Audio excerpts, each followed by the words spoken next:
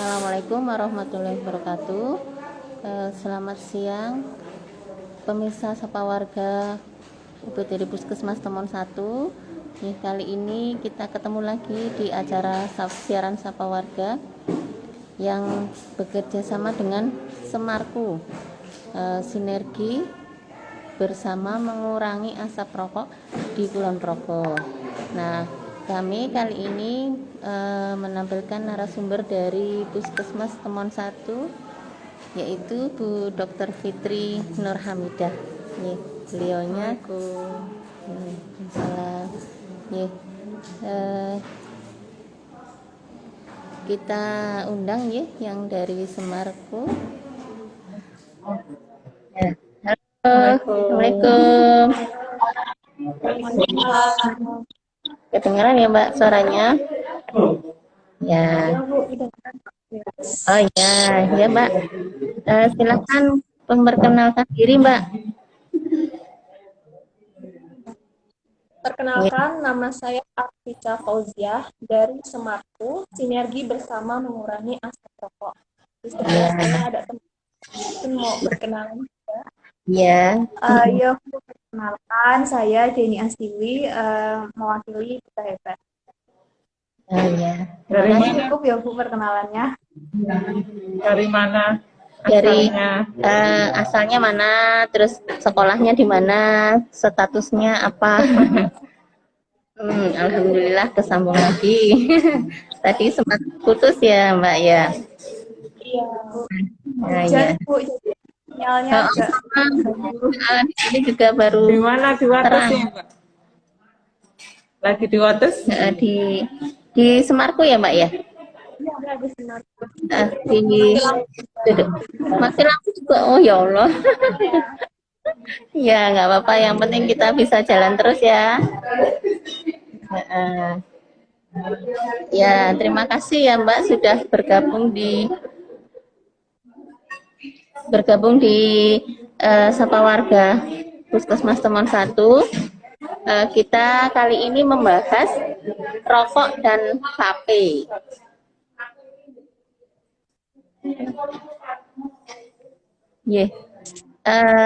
Maaf, ini di aula sedang ini teman-teman sedang kerja bakti jadi agak rame ya. Kita kali ini akan membahas tentang rokok dan vape ya. Rokok dan vape ini adik-adik ini sudah pada familiar tentunya ya, karena bergerak berkiprah di Semarku, sudah familiar dengan rokok dan vape, tapi nggak pakai toh? Iya Bu, belum coba sekalipun belum. Ya jangan sampai coba-coba ya. Biasanya kadang-kadang berawal dari coba-coba, terus kok suka, kok enak, terus lanjut. Nah, makanya kita jangan sampai coba-coba. Ya untuk kita sesi 1 ini mungkin nanti kita akan bahas dulu tentang rokok dan vape. Kita minta Bu Dokter untuk menjelaskan ya, Bu Dokter Fitri ya. Kebetulan ini kita beruntung Bu Dokter Fitri yang sudah senior di Puskesmas Temon. Enggak ada istilah tua Bu, yang ada senior sama junior ya. Ya, ini Fitri ini sudah senior ya di Puskesmas Temon 1, udah dari awal bertugas sampai sekarang di sini. Ini sudah mengikuti berbagai pelatihan tentang rokok juga ya. Jadi mulai tentang rokok juga konsultasi berhenti merokok juga beliau sudah pelatihan dan sudah berpengalaman. Nah, mungkin kita dengarkan dulu ya informasinya, atau mau tanya-tanya dulu? Ini teman saya mau tanya-tanya Dok. Oh, mau tanya-tanya dulu boleh. Boleh, silakan Mbak. Saya tanya ya Bu.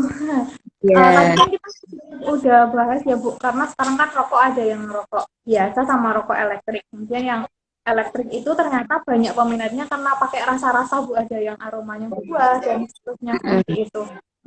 Eh, Sebenarnya apa sih Bu bahaya dari rokok itu, apalagi yang rokok elektrik? Mungkin kan dari teman-teman yang masih awal-awal nyoba itu kan rasa-rasa buah, jadi apa sih bahayanya seperti itu? Oh iya. Terima kasih atas waktunya ya, bisa bergabung di Instagram Live saat ini. Jadi untuk rokok kita tahu bahayanya ya. Biasanya kan ada di bungkusnya itu, di depannya itu kan sudah ada apa aja bahayanya. Jadi rokok itu kan kandungan di dalamnya ada berapa ribu zat ya, yang di sana ada nikotin, kemudian ada zat toksik atau racun, dan kemudian ada zat kimia yang berbahaya. Nah, ada pandangan kalau iklan atau apa ya yang beredar itu kalau rokok yang elektrik atau vape itu lebih tidak berbahaya, seperti itu, ada anggapan seperti itu, padahal itu juga berbahaya ya, rokok vape, karena kandungannya di sana juga ada nikotin, kemudian ada cairannya itu juga, jadi itu mengandung bahaya juga. Jadi secara kalau kita searching ya, bahayanya itu ya hampir sama dengan rokok-rokok yang reguler atau rokok-rokok yang bisa mengenai berbagai macam organ. Ada dia bisa menyebabkan gangguan di kardiovaskuler atau di jantung, di pembuluh darah, kemudian dia bisa mengakibatkan kanker di mana saja ya, di seluruh tubuh, mulai dari kanker mulut, kanker tenggorokan, kemudian di nasofaring di sini, kemudian juga kanker paru tentunya, dan kanker-kanker yang lain juga, kanker serviks pada perempuan, kanker leher rahim, kanker ginjal, semuanya bisa terkena, kanker darah juga bisa terkena. Kemudian juga bisa ke janin bagi ibu hamil, kemudian bagi anak-anak juga bisa mempengaruhi daya tahan tubuh, kemudian juga pernapasan. Jadi anggapan kalau rokok vape itu lebih aman itu tidak benar. Jadi bisa kita lihat di literatur bahwa keduanya sama-sama bahaya. Ya. Cuman bedanya di rasa-rasa itu ya Mbak ya. Kalau vape itu rasanya ada stroberi, ada apa gitu ya. Mungkin kalau rokok biasa kan rasanya ya cuma tembakau itu ya. Kalau di vape itu bedanya ada rasa-rasa itu kadang malah meningkatkan apa namanya ya penasaran anak-anak muda itu yang secara data itu lebih banyak yang mencoba menggunakan rokok vape atau rokok elektrik. Dan sekarang juga rokok yang biasa itu ada yang pakai rasa-rasa juga Bu, tapi mungkin aromanya tidak sekuat aroma yang di asapnya vape. Oh iya, Mbak. Mau tanya lagi boleh? Nah, karena saya kadang suka ya Bu dengan aromanya dari vape itu. Jadi saya bisa tergolong jadi perokok pasif gitu ya Bu. Ya. Nah, kemudian bahaya nggak sih Bu untuk saya yang sebagai perokok pasif? Mungkin karena ada teman saya yang menggunakan vape, kemudian saya yang menghirup asapnya itu kan benar-benar banyak itu loh Bu. Jadi kan asapnya juga masuk ke dalam tubuh saya. Nah, seberapa bahaya sih Bu untuk saya yang menghirup asapnya? Rokok pasif ya, atau kalau dalam istilahnya itu second hand rokok yang pasif gitu. Second hand smoker. Ya, itu juga bahaya ya. Ditengarai ada datanya ya bahwa sekian persen itu yang perokok pasif itu juga bisa mengakibatkan stroke, kemudian jantung. Dia tidak merokok, tapi dia perokok pasif, maka dia juga terkena penyakit itu. Kemudian bahaya lagi bagi anak-anak misalnya ya. Kadang-kadang kita di puskesmas itu ada anak-anak yang periksa karena batuk ya, dicek macam-macam. Ternyata ditanya-tanya ternyata orang tuanya merokok.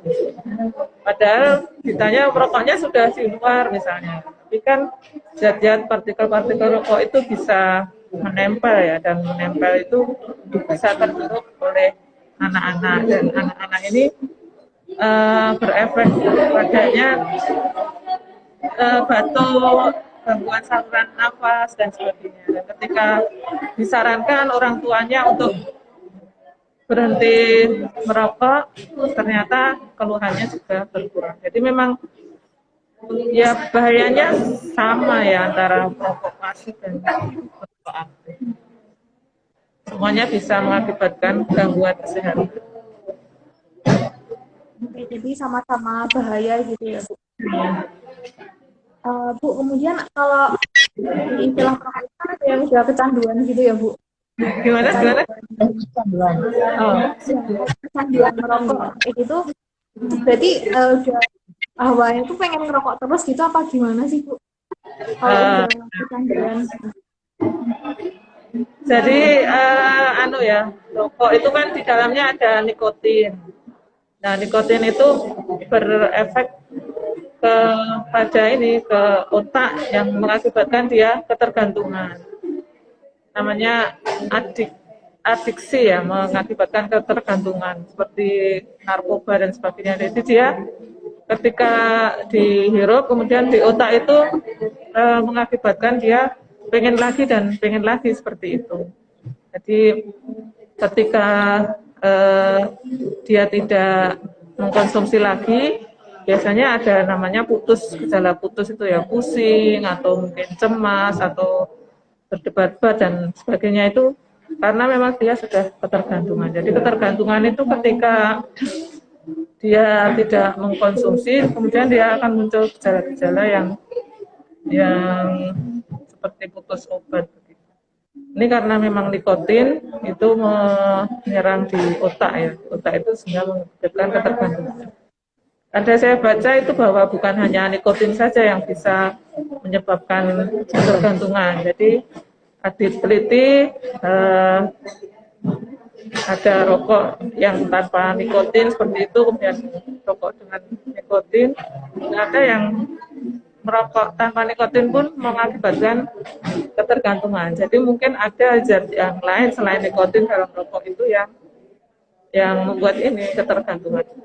Jadi memang sebaiknya sebelum ketergantungan itu kita menghindari dulu.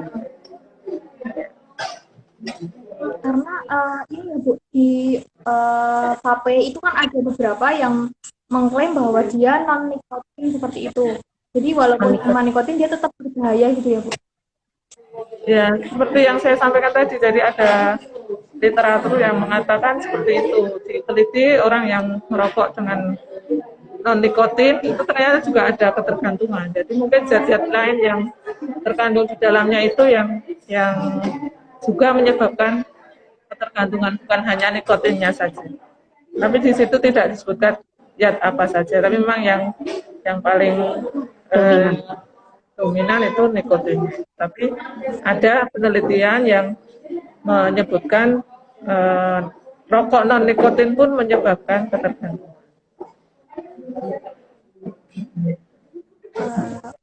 Bu, mungkin ada tips untuk teman-teman yang udah kecanduan itu untuk gimana sih caranya biar mulai mengurangi rokok atau bahkan langsung berhenti untuk merokok gitu. Ya, tipsnya ya ada beberapa cara. Yang pertama itu konseling ya, konseling berhenti merokok. Jadi nanti dituntun di konseling itu ditunjukkan caranya untuk berhenti merokok, karena memang yang paling penting kan motivasi ya, motivasi untuk berhenti merokok. Biasanya sudah ada niat, tapi ada teman-teman yang mengajak lagi dan sebagainya. Ini perlu dikuatkan motivasinya, perlu bertemu dengan konselor berhenti merokok itu. Jadi selain dikuatkan motivasinya, seorang yang ingin berhenti merokok ketika di konseling itu juga diberi trik-trik untuk misalnya menghindari hal-hal yang terasa setelah berhenti merokok. Kadang-kadang kan ada tadi rasa seperti cemas, ada seperti pusing, mumet, tidak bisa ngapa-ngapain, nggak bisa konsentrasi dan sebagainya. Kan ada ya orang yang bisa konsentrasi dengan rokok, ketika berhenti itu tidak bisa konsentrasi. Makanya itu perlu untuk dituntun caranya bagaimana dia bisa mengatasi hal-hal tersebut. Jadi lebih baik konsultasi daripada berusaha sendiri ya. Ya. Maksudnya mungkin kalau berusaha sendiri mungkin harus ada motivasi yang sangat kuat ya. Dan juga kadang kalau sudah sangat kecanduan itu sudah sulit untuk berhenti. Makanya perlunya konselor atau perlunya konsultasi itu untuk agar lebih mudah mengikuti langkah-langkahnya. Jadi mungkin ada langkah-langkah tertentu yang harus dilaksanakan oleh yang ingin berhenti merokok. Gitu. Terus ada dengan obat ya, dengan nikotin pengganti, terapi pengganti nikotin seperti itu. Kemudian dengan nikotin dosis rendah, ya ada yang bentuk seperti permen karet, ada yang bentuk seperti patch, ada yang berbentuk spray, ya. Tapi memang itu tidak ada ya di puskesmas. Mungkin di tempat rehab khusus yang menangani ketergantungan. Oh iya Bu, berarti kalau konsultasi itu di puskesmas sekarang sudah bisa ya Bu, untuk konsultasi berhenti merokok? Atau di mana ya Bu untuk masyarakat yang ingin mengakses konseling itu? Ya, di puskesmas teman sebenarnya sudah ada ya klinik berhenti merokok, konseling berhenti merokok itu. Cuman selama ini pasiennya belum ada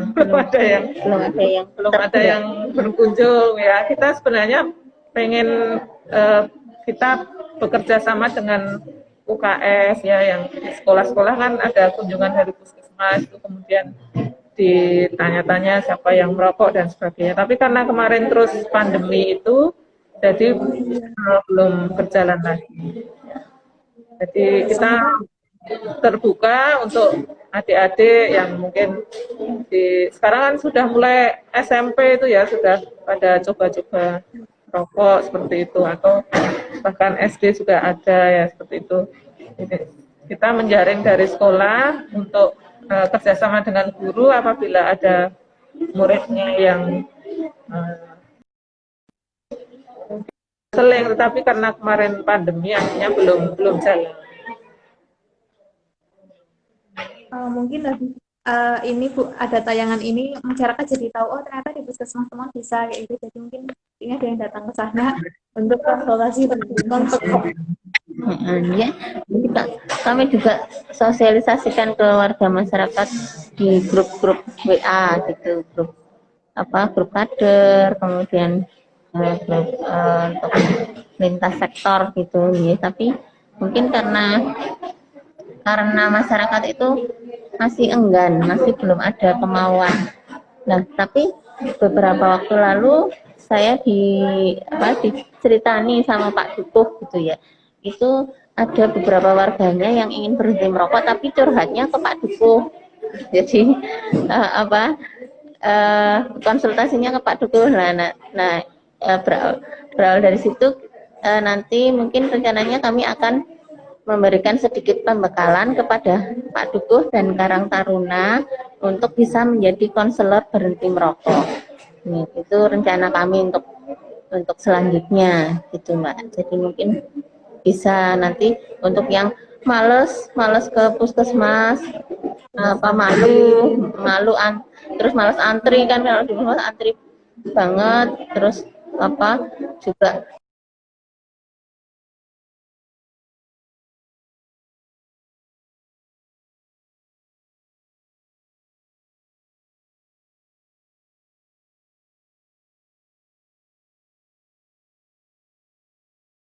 kan ya kan. Mungkin bisa bergabung ya Marco. Ya, Semarku nanti juga bisa nanti untuk melatih konselornya ya. Boleh Bu. Nanti Itu Mbak. ya udah mungkin ini pertanyaan saya.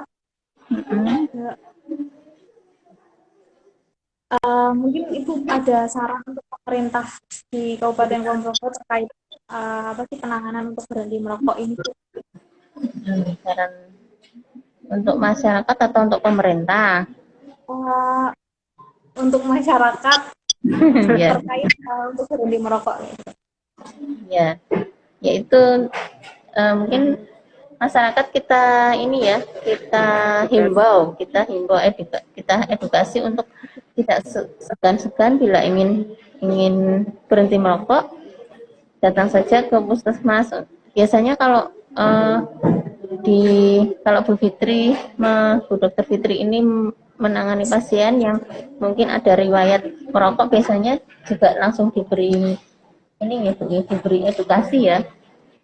Misalnya batuk-batuk berapa lama gitu, nanti ditanya mesti riwayatnya merokok atau tidak. Kemudian juga kalau misalnya ada bayi atau balita yang berat badannya kurang atau stunting, itu nanti mesti ditanya apakah keluarganya ada yang merokok atau tidak. Jadi kita screening atau apa namanya, kalau untuk pemeriksaan awal itu nanti ada riwayat pertanyaan keluarga ada yang merokok atau tidak, Termasuk merokok pasif, apakah merokok ya. pasif?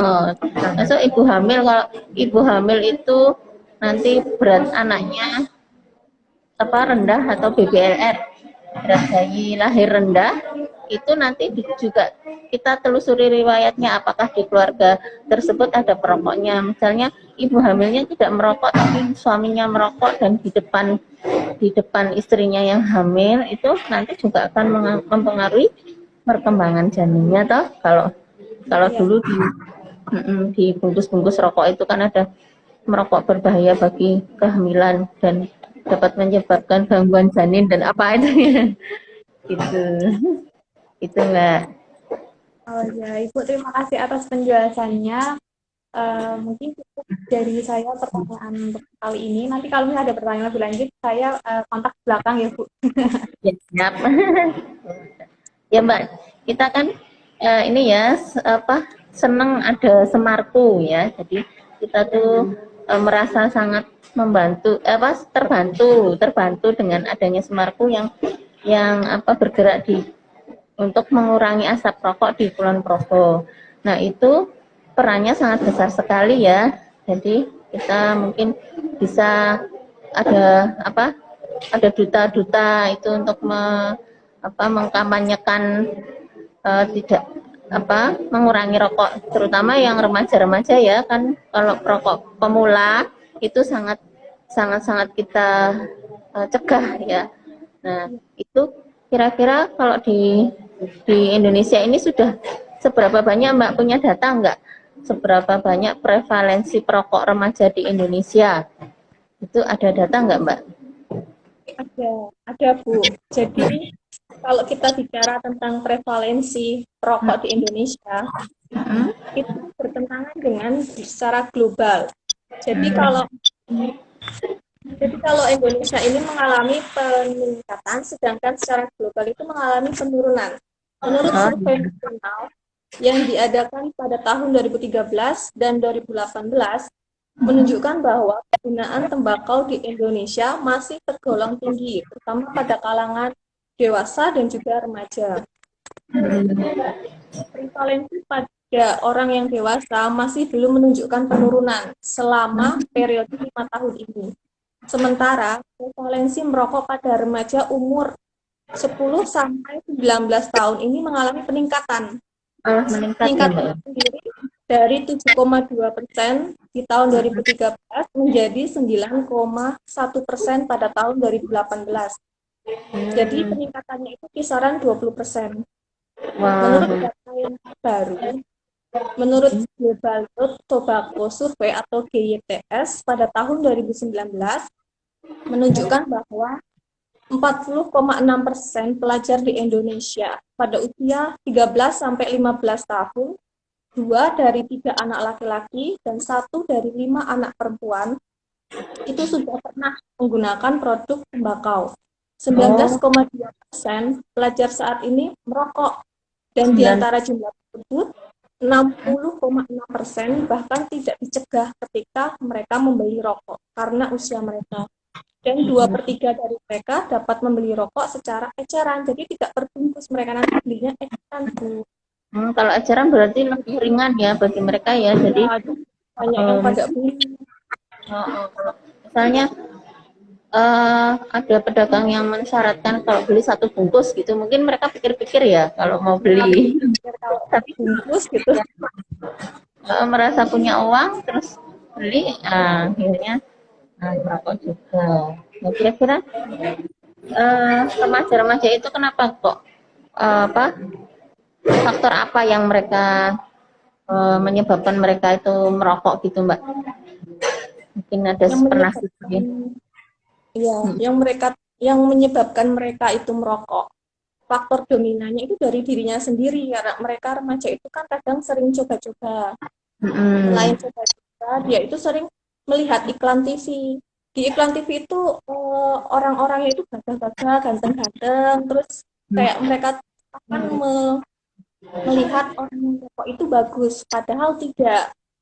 Dan bisa jadi mereka itu dipaksa oleh temannya.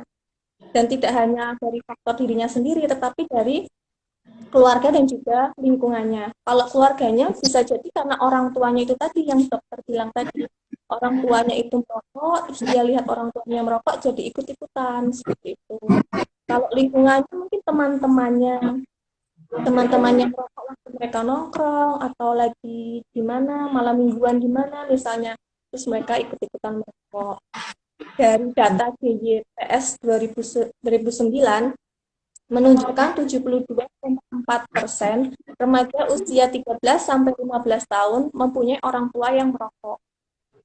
Mereka mencoba dibujuk juga bisa, dibujuk untuk merokok. Kalau nggak ikut merokok gitu tuh kayak nggak keren gitu. Jadi anak-anak jadi menjadi perokok pemula. Selain harganya yang masih terjangkau tadi buat anak-anak, mereka itu juga jadi mengakses dan bisa membeli di banyak tempat. Mungkin sekarang sudah ada kenaikan harga rokok ya tadi itu per bungkus. Ya kenyataannya orang bisa menjual rokok per batangan jauh lebih murah. Hal itulah yang menyebabkan rokok anak itu masih sering kita temui. Benar-benar, Mbak.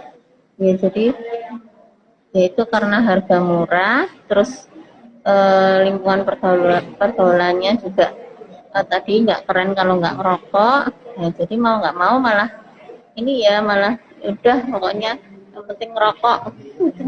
Jadi terus yang Kulon Progo sendiri ada data? untuk yang Kulon Progo sudah ada data, Mbak? Untuk Kulon Progo belum, kami belum melakukan survei secara intensif gitu. Ya nggak perlu. Baru kawasannya aja, kita melakukan survei di kawasan-kawasan KTL-nya aja. Oh iya, kalau ini Mbak, kalau kita di Puskesmas itu ada program Indonesia Sehat dengan pendekatan keluarga, namanya kunjungan PISPK. Jadi kita pernah dengar ya, PISPK pernah dengar? Nah itu kita melakukan survei dengan kunjungan itu untuk salah satu indikator keluarga sehat adalah tidak merokok. Nah, Untuk di wilayah Puskesmas Temon 1 itu 51,6% yang tidak merokok. Jadi yang yang merokok 9%-nya yang 49%-nya yang merokok, Mbak. Jadi kita sudah alhamdulillah sudah di atas 50% yang tidak merokok ya. Ya, itu keluarga. Jadi keluarga. Jadi misalnya di wilayah kita ada 10.000 keluarga yang tidak merokok, 5.000 sekian keluarga yang tidak merokok. Nah, itu mungkin bisa kita bisa kita jadikan acuan nanti programnya berhasil atau enggak, program mengurangi asap rokok itu berhasil atau enggak, nanti kita lihat peningkatannya jumlah keluarga yang tidak merokok nanti meningkat enggak gitu. Kita lakukan surveinya per tahun gitu Mbak. Terus lanjut lagi. Nah, ini sering kita lihat iklan-iklan rokok itu, kalau di iklan rokok sudah nggak ada ya iklan-iklan rokok. Nah, kalau masih di TV, terus kemudian mungkin di medsos gitu, itu banyak iklan yang menggunakan atau menyasar remaja.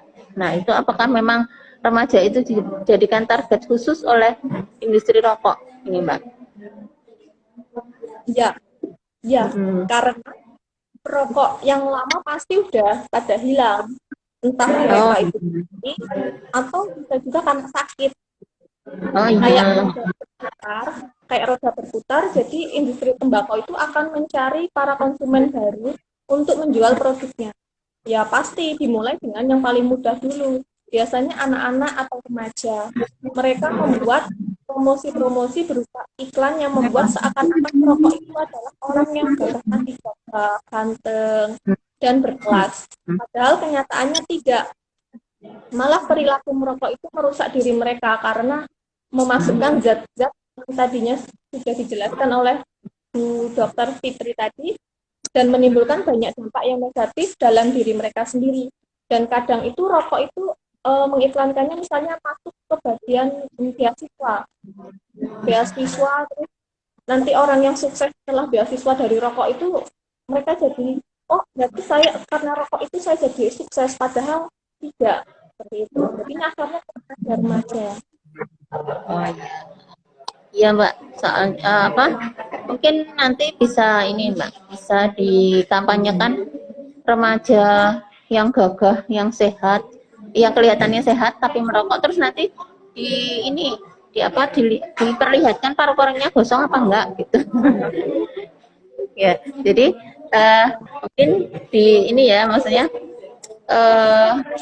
dibuat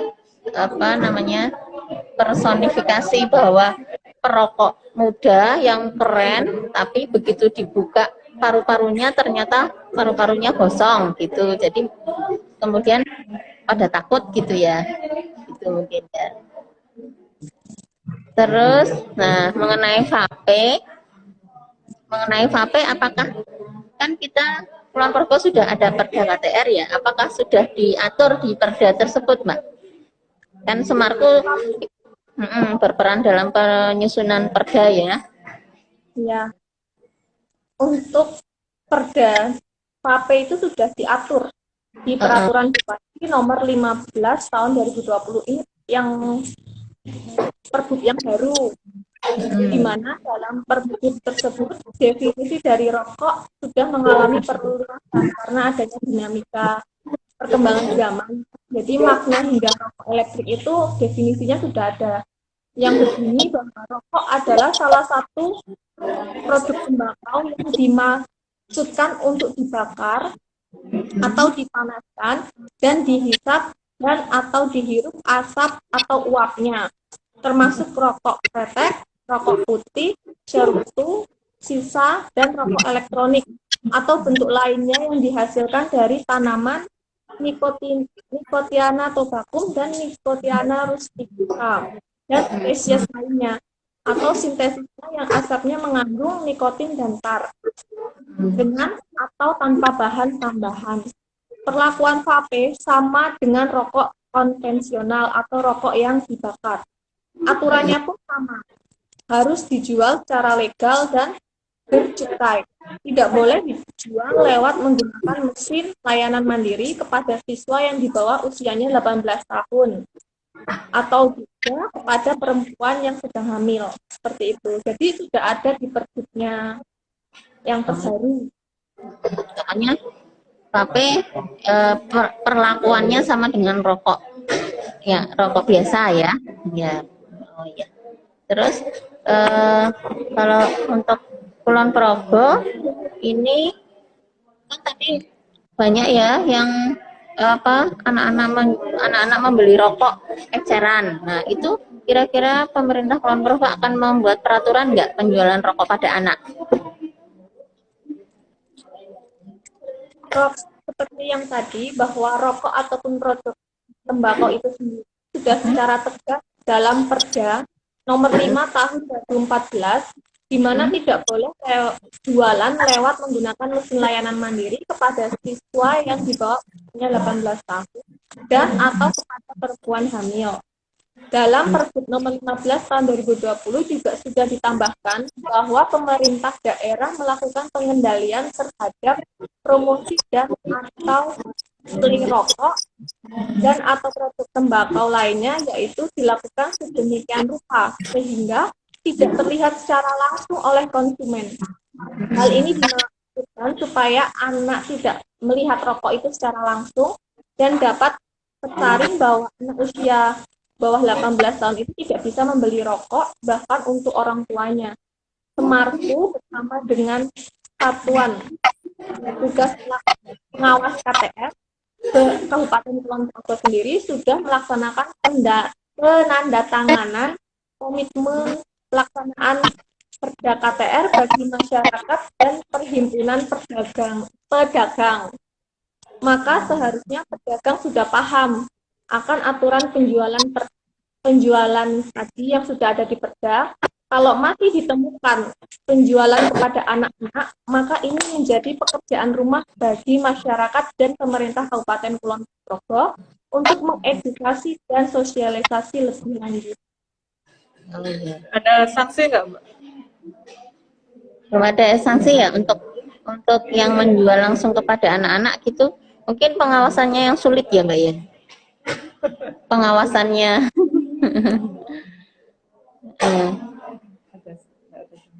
belum ada sanksi ya untuk penjual yang untuk pedagang yang menjual rokok pada anak-anak, belum ada sanksi ya.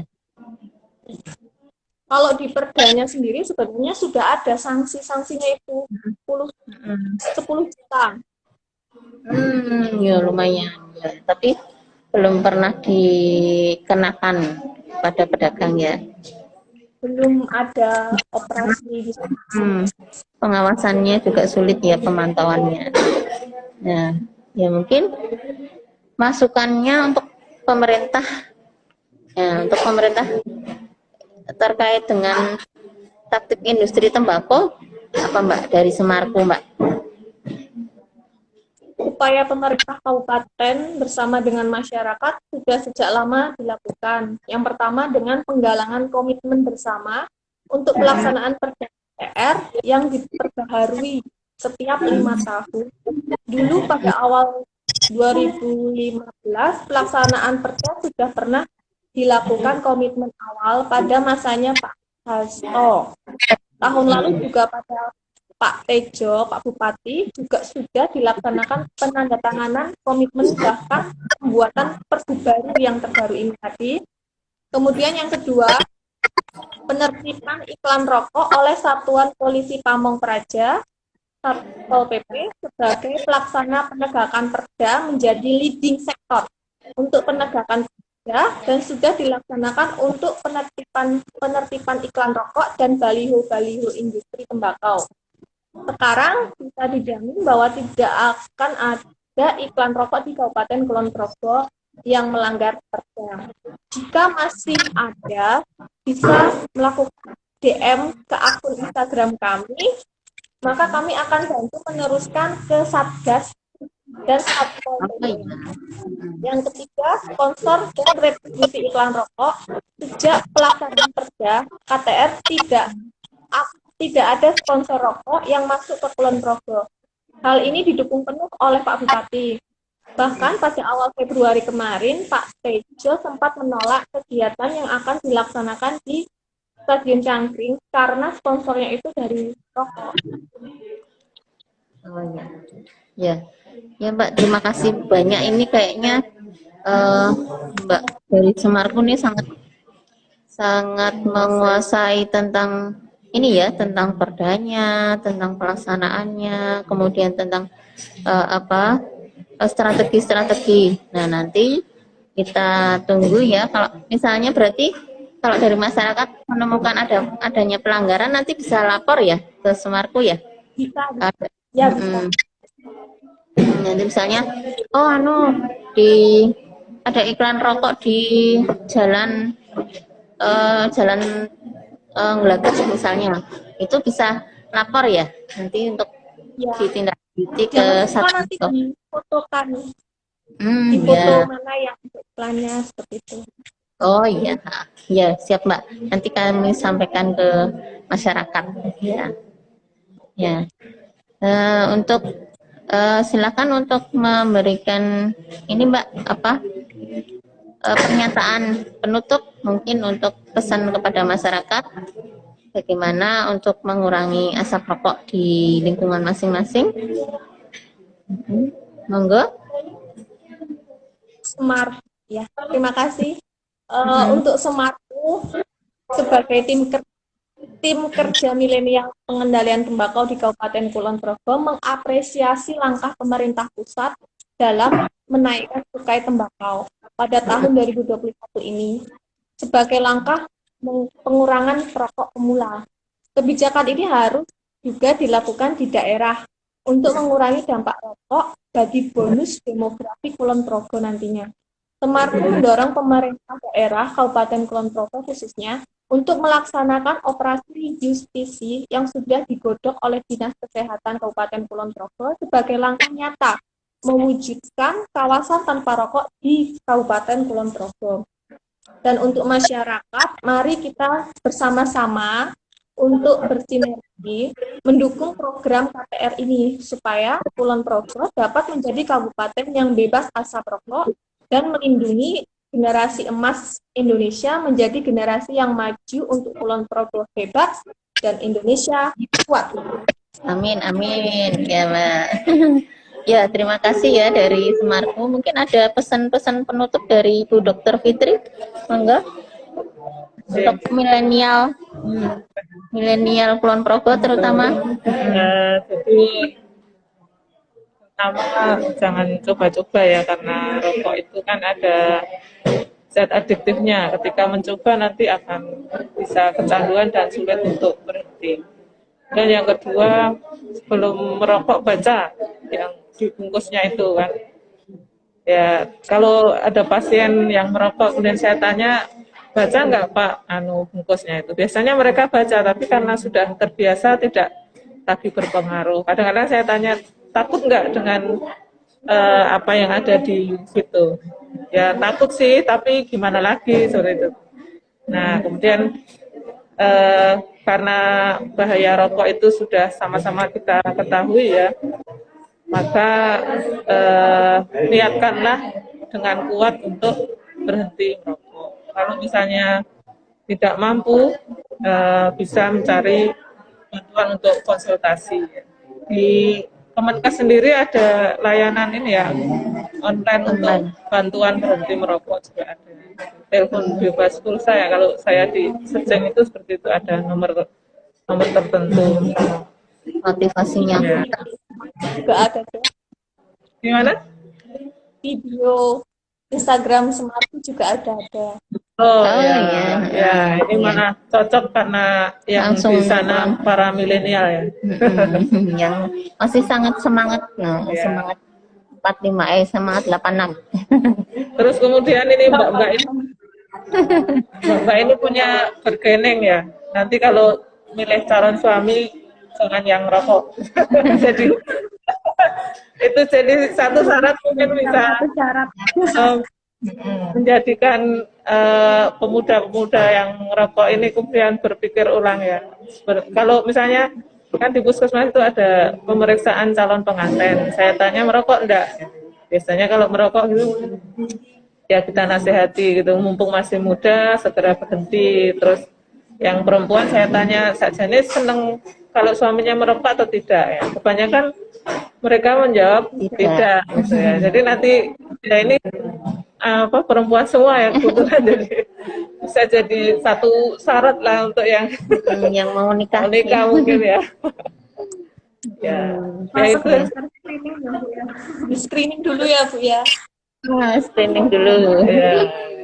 periksa dulu apakah merokok atau tidak. Ya, selain rokok juga screening HIV ya, Mbak ya. Jadi terutama kalau yang kita latar belakangnya nggak kenal, tiba-tiba ada yang banyak yang kenalan lewat medsos. Nah, ada yang berjodoh lewat medsos kan?